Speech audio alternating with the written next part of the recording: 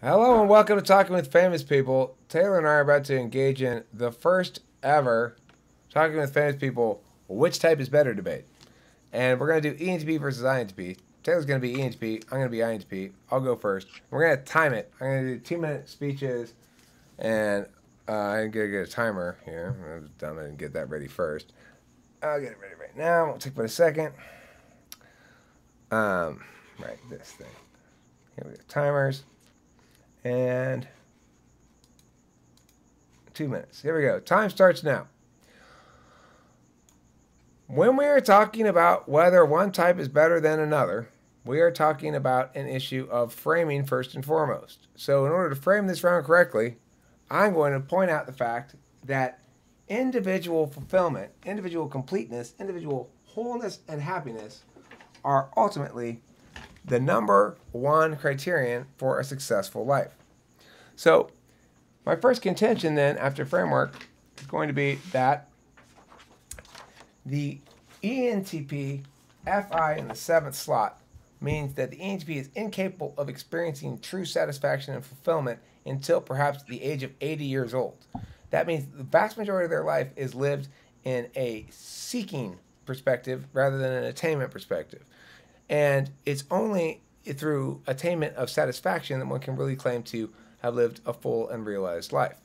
My second contention is that because the INTP has SI in the 3rd slot rather than the 4th slot, they're aware of and attentive of their own personal individual needs with their body and their space around them. They're going to have a nice, neat, happy, comfortable, cozy, pleasant life where they don't have to constantly feel like, and now I'm antsy for something else. All right, my third contention is that because INTP has FE in the 4th slot, they're actually more successful socially than the ENTP.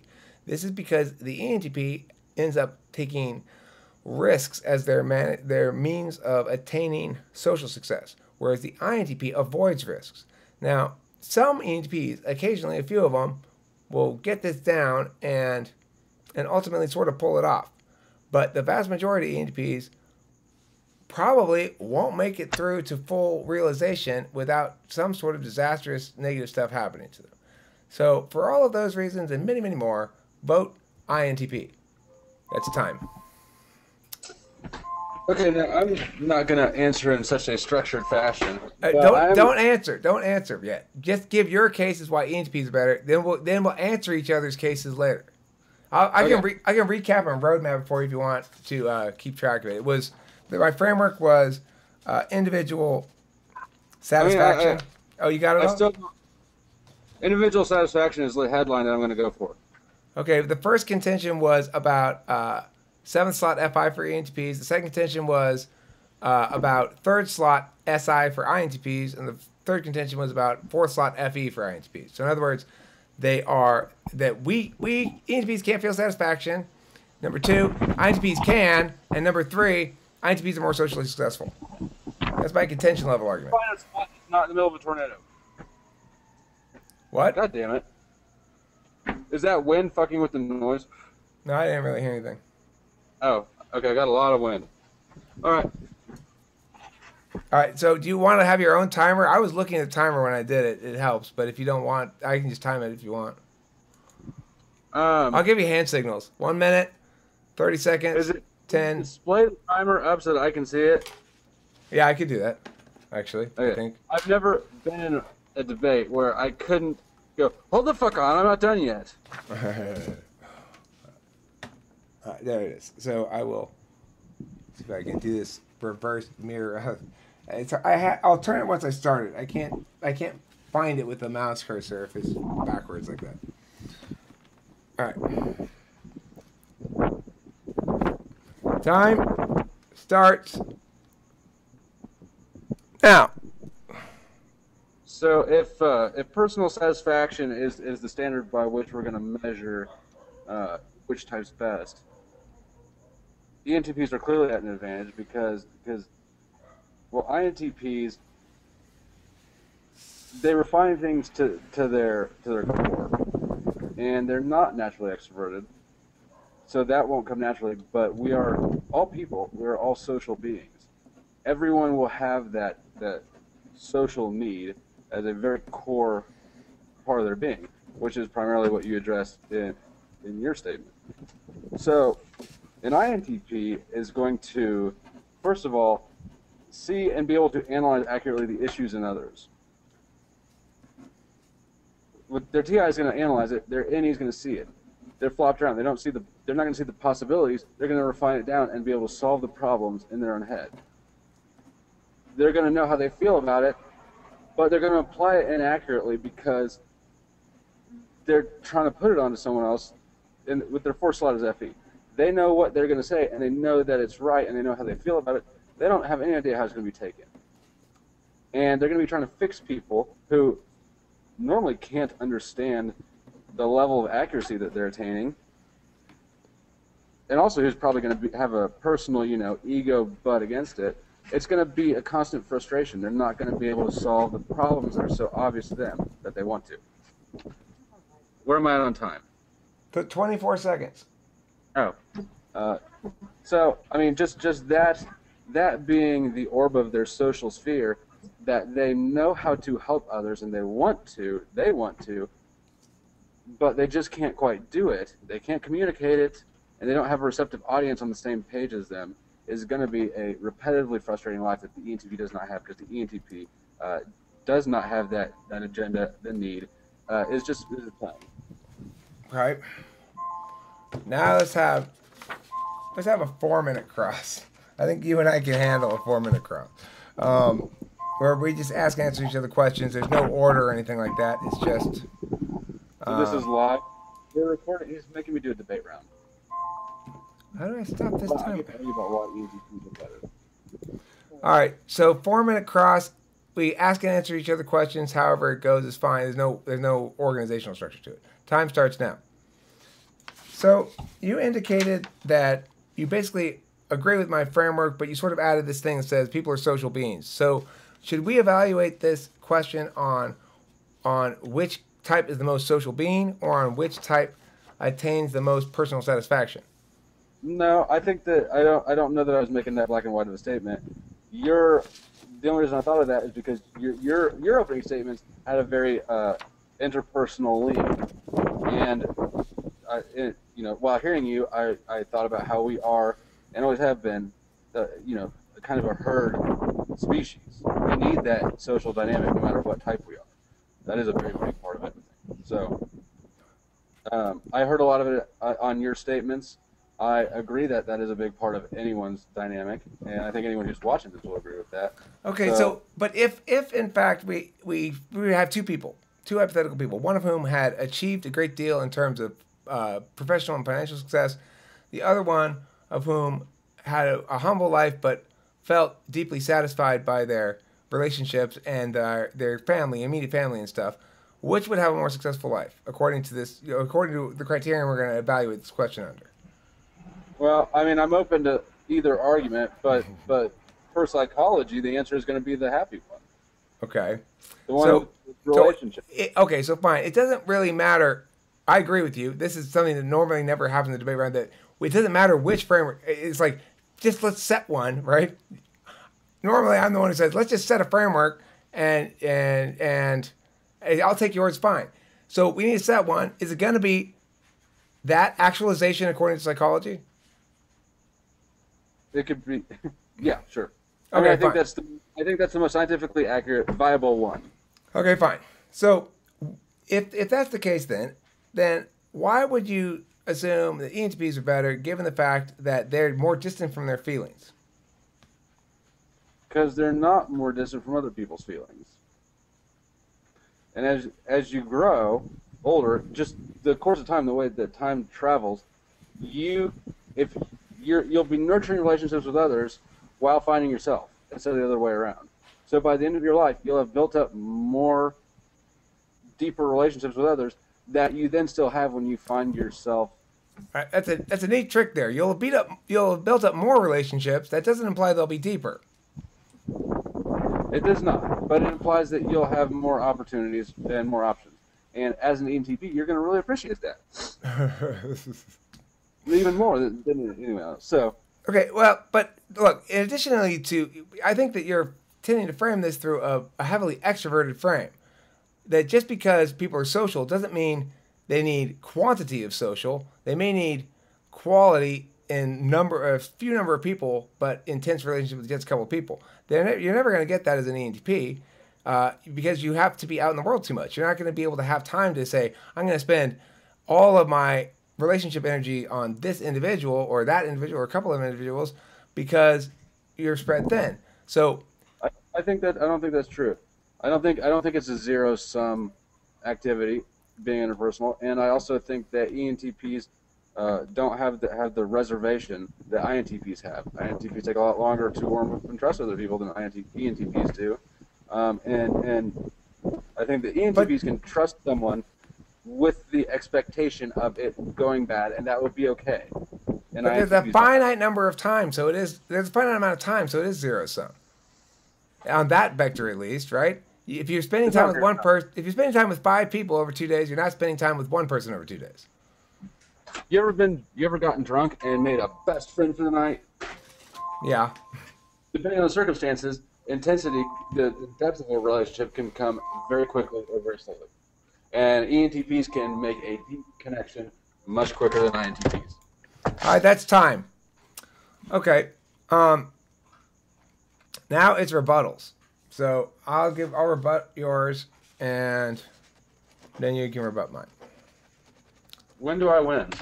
Well, after rebuttals, we'll have another cross. Then we'll each have a final speech, and then we can decide who won the round. Okay. So much brightness. All right. 2 minutes for my my rebuttal, and I will go. Time starts now. Okay, so my opponent on framework, basically we agreed to actualization according to psychology, which includes a lot of self-development that is less engaged in the world than simply making a drunk friend for a night. So I agree, we both agree that people need a lot of social activity, but what my opponent doesn't seem to consider in his equation here is that social activity can be intensive with a few number of people or it can be spread out.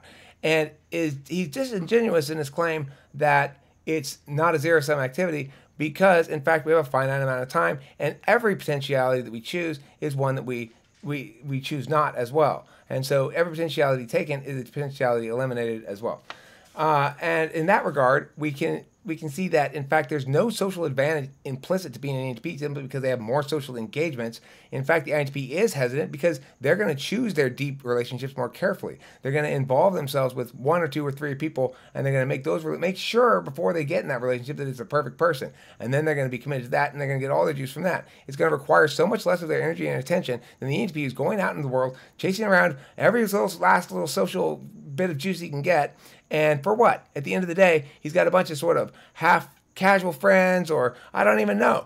It's like at the end of the day, when he goes home, does he feel as though he's nested in solid ground, or does he go home and lie alone in bed and wonder about his next little crazy scheme?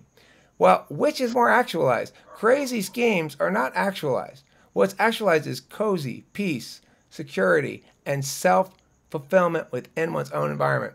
He says that they are accurate about others, but it's reductive.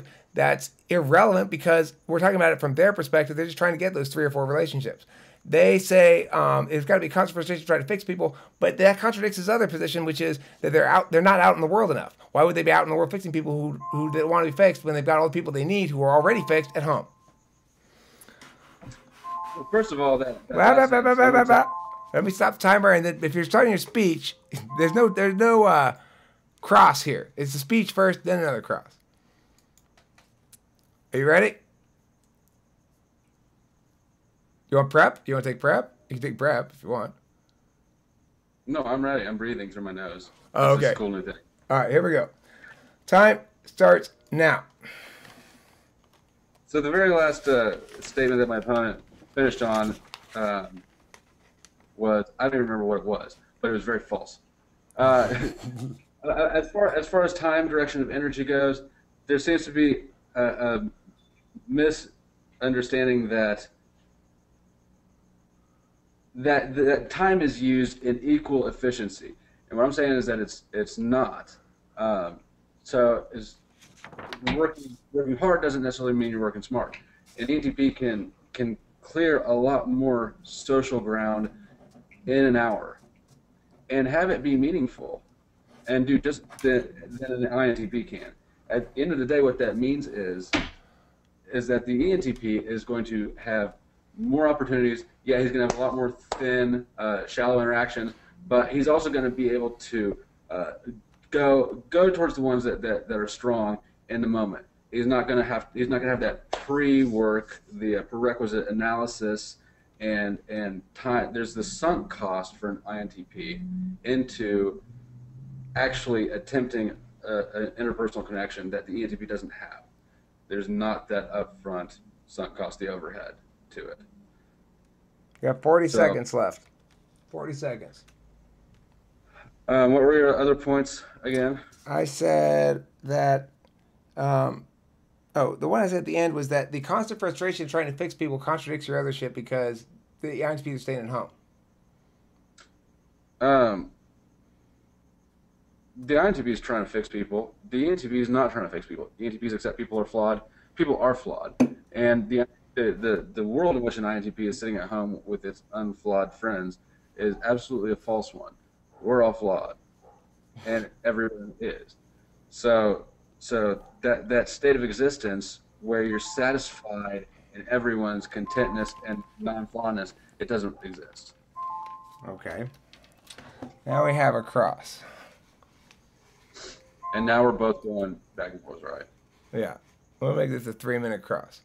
You want to ask the first question? Go for it. Oh, I did not, but I can. I can if you want me to. Doesn't matter. Go ahead. But, Time starts now. Okay. So I would just ask: do you agree that do you think that social interactions can be unequally effective in a given amount of time? I think absolutely you're right about there being unequal efficiency between different things in life. But I'd say that unequal efficiency applies within the set of social interactions, not just to the set of social interactions. So then I guess my other thing would be just by definition of human nature and of each type's comfort zone and objective, people are flawed, people are fucked up, people are chaotic and unpredictable. And those are all things that ENTPs like and are very comfortable basking in. People are not perfected. Okay. Which is what? So I get what your point is here, that the INTP is trying to create a world that's not meant to be, is basically your position. But my position is this. Actually, the INTP is trying to pare away all of the world that's not meant to be, leaving only those kernels of truth and goodness and warmth that enable them to feel as secure and happy as they can. Will they ever achieve perfection? Is anybody perfect? Is everybody flawed a little bit? Yes. And they can use that wanting to work on other people not to be a constant frustration because they've hand-selected their work products those individuals are perfect for working on, and that's why they achieve so much satisfaction in that environment. Then they must have really good odds of being with the environment they're born in. An unlucky situational INTP is going to be very frustrated. But childhood, even if I can see the point that INTPs are subject to potentially more frustrating childhood in a default average home, the childhood comprises the minority of their life, the adulthood comprises the majority. It's a time thing. It's a life circumstances thing.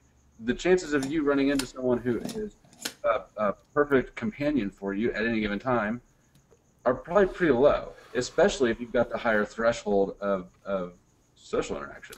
Well, they're low for the ENTP because the ENTP isn't planning this sort of thing out. They're just rolling and seeing what happens. And that might be fine for them when they're young, but it ends up revealing to themselves when they're older the inferiority of the ENTP to the INTP, because the INTP, while it's true that it's not easy to find the right people, they have that powerful TI, which is their dominant directive force in them, and it causes them to find the ways, the plans, the manners in which they're going to set this thing down in stone. probably just gonna be find one mate and pop out a couple of kids, you know, and maybe you got a sister or brother, and that's sort of your life. Time's up. The whole thing. That was 3 minutes. I did a 3 minute cross that time instead of 4 minutes. You want to add a minute? You go. Let's add a minute. Let's do 4 again. There's no reason to change times. Go. 1 minute. I'm gonna say that may be true, and that is that's a best case scenario INTP. A worst case scenario INTP doesn't get any of that stuff, and ends up being depressed, alone, and mopey. Okay, well, but what's more common? Worst case ENTP or worst case INTP? Worst case ENTP is a homeless drunk. Worst case ENTP is a homeless drunk. Worst case INTP is probably suicidal. I would just, Okay, so they're both bad. What's more common? I have no idea. I think you're supposed to say INTP. I'm supposed to say ENTP. This is a debate. Well, okay. Neither of us, even though neither of us can really know, we both have a side that we're tasked with defending. Yeah. I would say INTP is a lot more common because ENTPs, you have that lower threshold of satisfaction. They can take less and do more with it, and they do have more options available to them. All right, good answer. Good answer. All right, now we got final focus. I'll give mine first, then you give yours. Let's do a 2 minute final focus, okay? This is where we basically sum up why we think we won.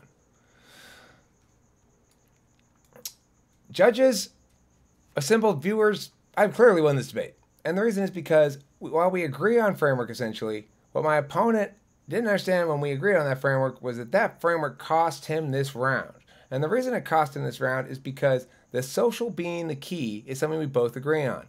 And the fact is, for someone who can achieve their social needs with a few number of people has a much better chance of meeting those needs than someone who can't seem to find satisfaction even as the people around him enter the dozens, the hundreds, or even more.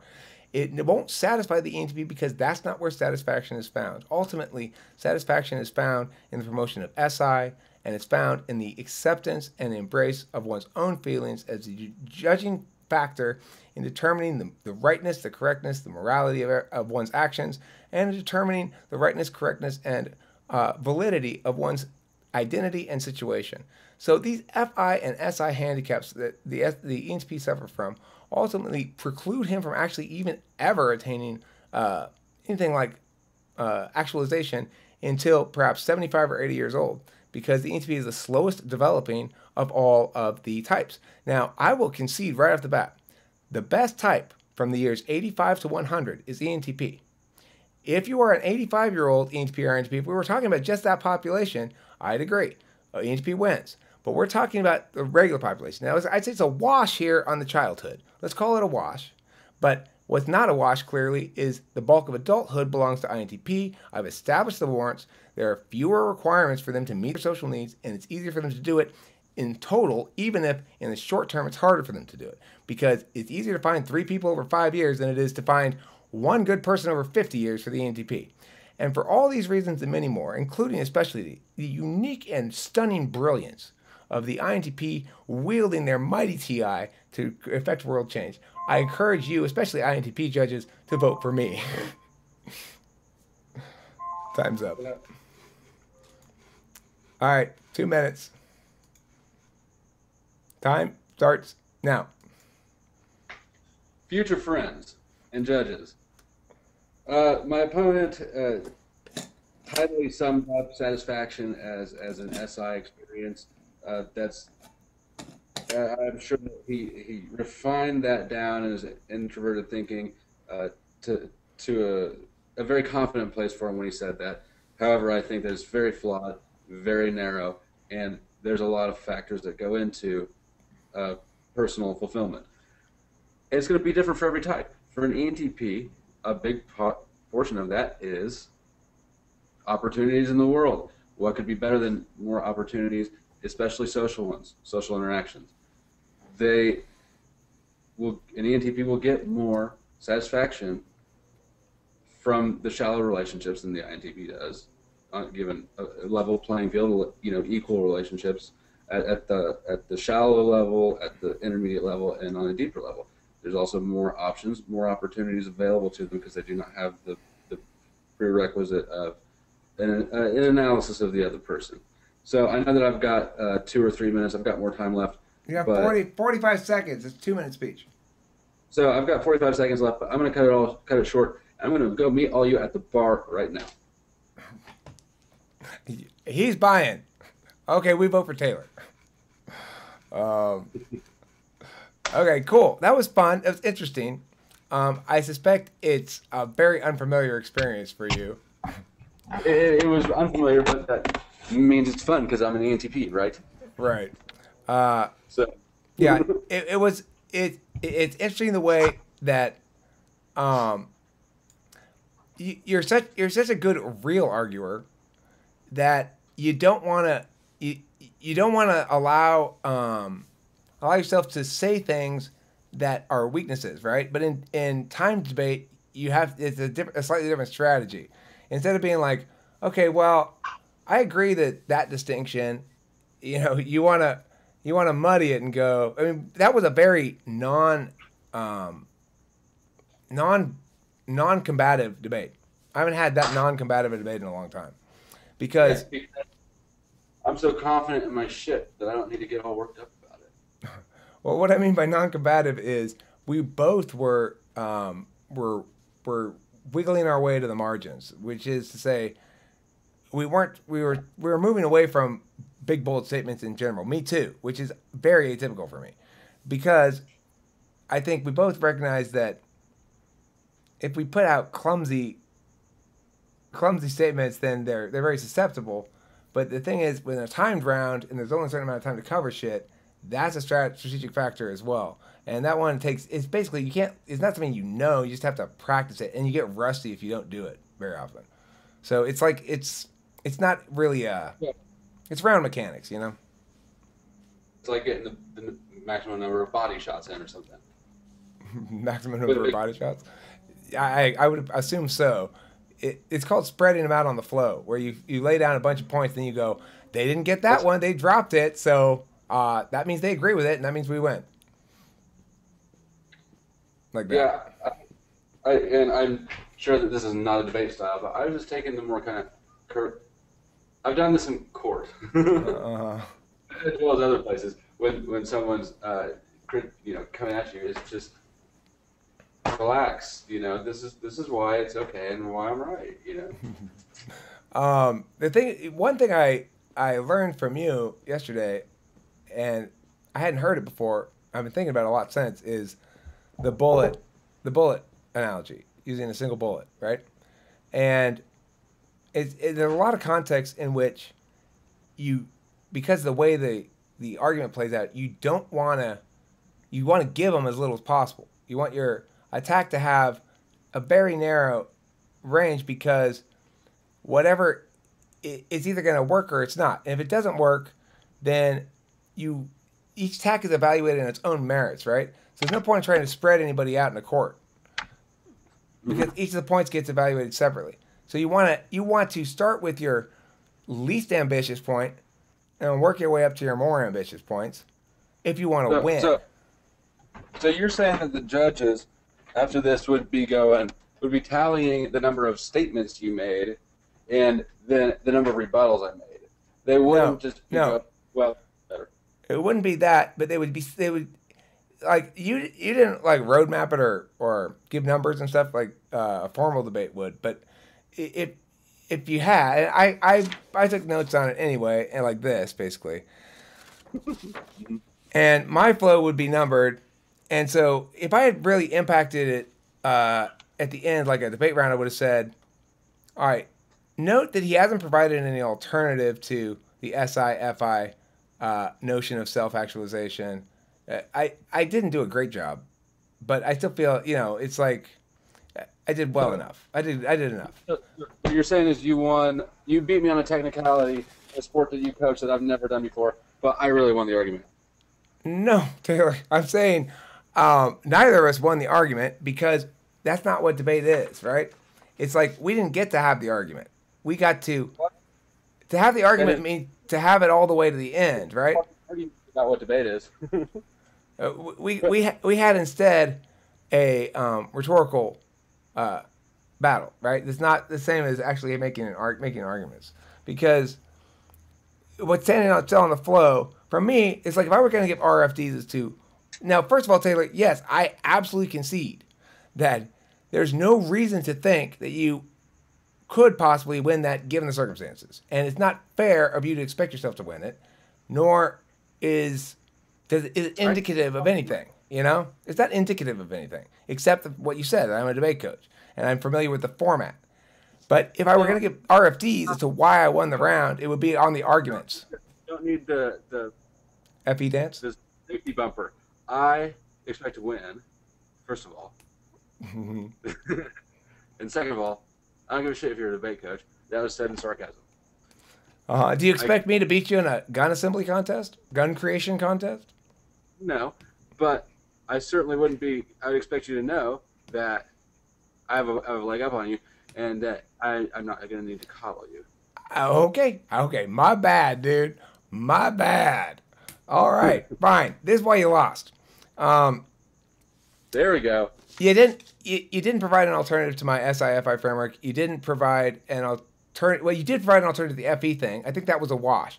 Like the FE point where you said, okay, well, there's no reason to prefer fewer, deeper over broader, more. I think that was a wash, which is to say neither of us impacted it and said, this is why this wins me the round. Hold on. If our framework was FE, then does your other points really matter that much in context of that being the framework? Well, see, if you agree on framework, then framework doesn't matter at all.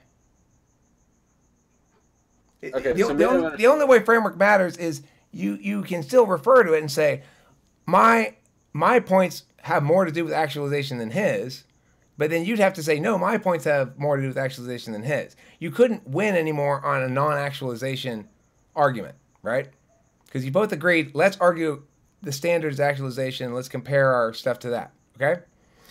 And so that's how the framework works. If we had disagreed on framework, let's say I said actualization and you said good times, something like that. Good times would be a fine framework for ENTP, but I don't think you'd win the framework argument, because then you'd have to make the prefer our framework argument. I'd say this is why evaluating this round according to actualization is preferable to evaluating the round over good times. You'd say evaluating the round on good times is preferable to actualization, and they'd probably collapse into each other. And I'd be like, you'd be like, well, because actualization is comprised of a large majority of time spent that are good versus bad, you know, like that or something.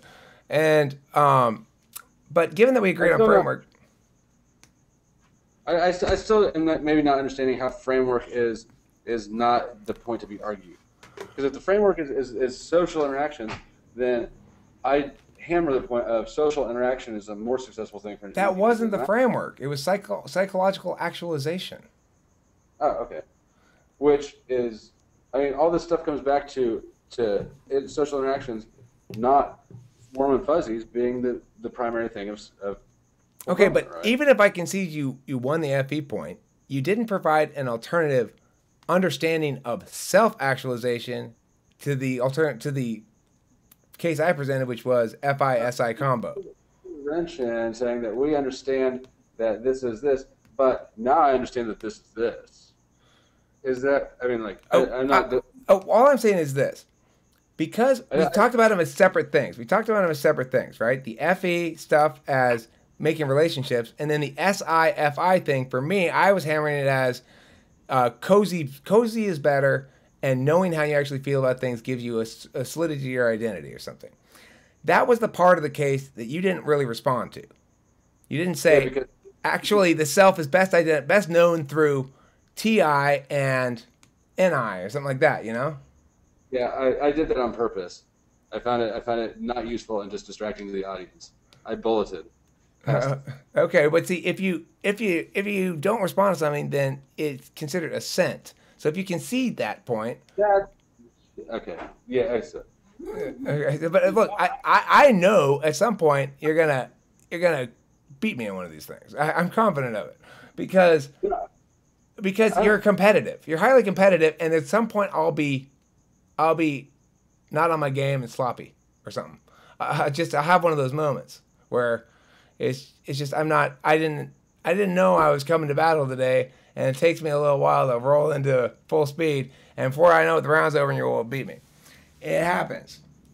I don't think that all those conditions are necessary. Oh, yes, they are, Taylor.